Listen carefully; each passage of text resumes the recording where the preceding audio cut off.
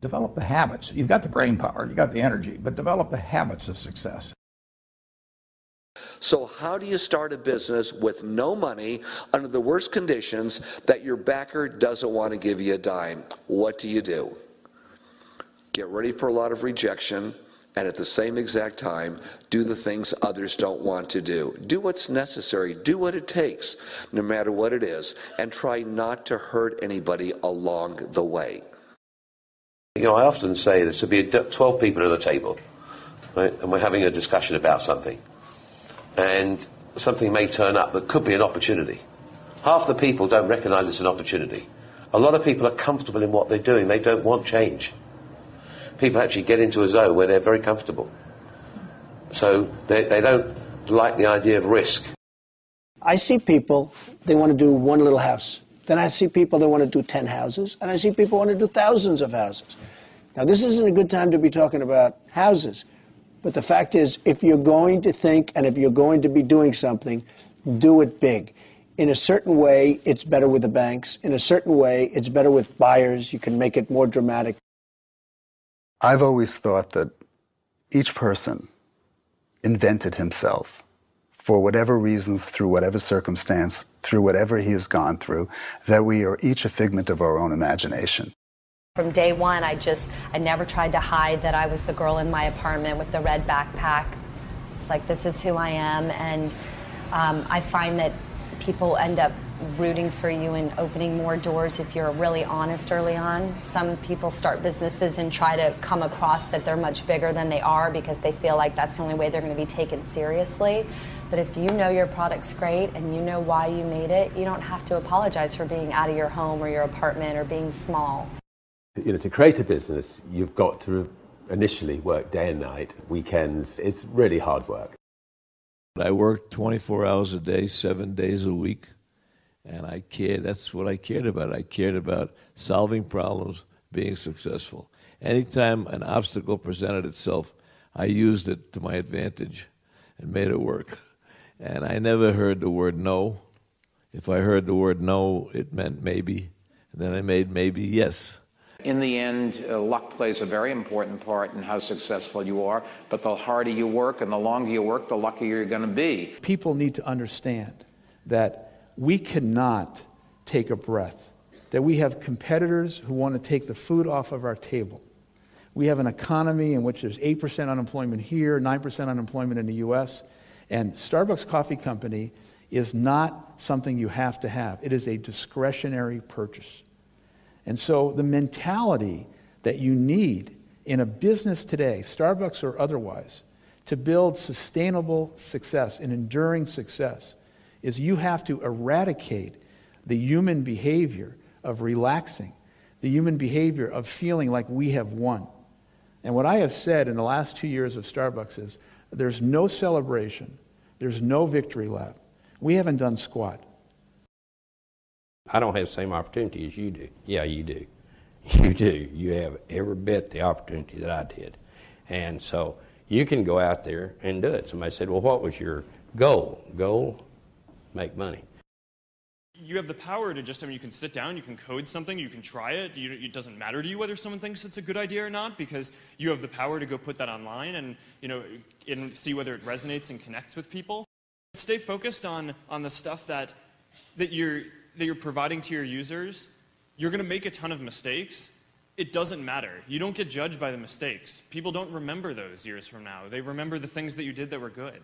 There's always going to have to be an element of luck, but I think more important is putting yourself in a business that can be ubiquitous, that really doesn't have limits. Because otherwise, there's always going to be a grind to it. But if the business, if it can't be something that you can visualize every business using or every consumer using, it's going to be tough to scale to be big enough or to have the perceived value to get you to that billionaire club. I grew up under a premise. Go in an industry that has a large profit margin. Don't go in one that's slim. Go in one that's large. Take what you've got. Your assets are your energy. Your assets are your willingness to just not be told no. The harder it is the tougher it is, the bigger the challenge to get in, the bigger the opportunity behind. The opportunities behind are endless. Now, Apple, fortunately, is one of the half a dozen best brands in the whole world. Right up there with Nike, Disney, Coke, Sony. It is one of the greats of the greats, not just in this country, but all around the globe. But even a great brand needs investment and caring. If Alexander the Great could conquer the known world, why couldn't I start CNN? I thought it through really carefully, but I'd studied a lot more than most of my competitors. Most people haven't worked as hard as I have or studied as hard as I have, because when you look back in my life, most of my decisions, almost all of them, were brilliant. What fear is stopping you in your tracks and burning the soles of your feet? What if conquering that fear, whatever it is that keeps you from being what the Creator intended for you, what if you could unleash everything great in your life? Would you do it? Would you say yes to that? Don't allow anyone, friend, family, acquaintance, teachers, whoever it is, don't allow anyone to tell you that what you are dreaming for yourself and your family is not possible. It is possible. Don't be one of those people 20 years from now are going to be walking around in a 9-to-5 job, miserable and angry and bitter.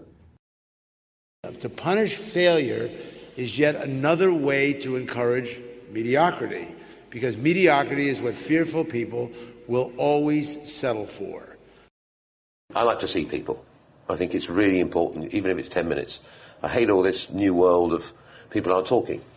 So I like the idea of seeing people. I think you get a very different view when you look in somebody's eye. You know in a second whether it's right.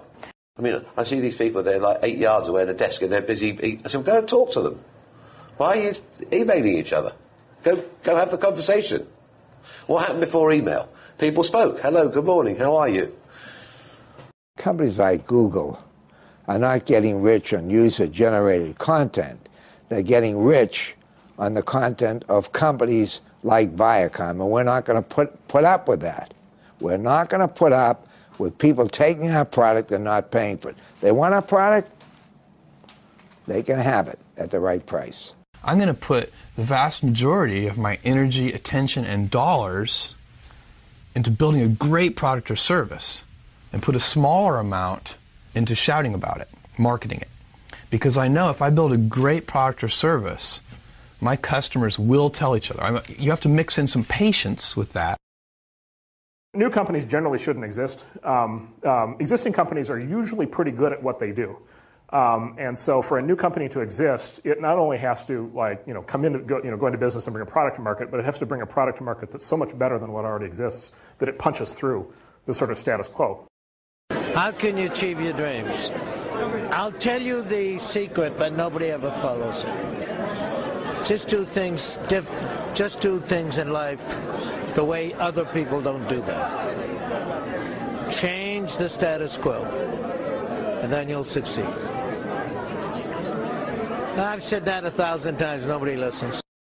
If you do anything, you're going to get in trouble. If you don't do anything, you won't be in trouble, but you won't get anywhere either.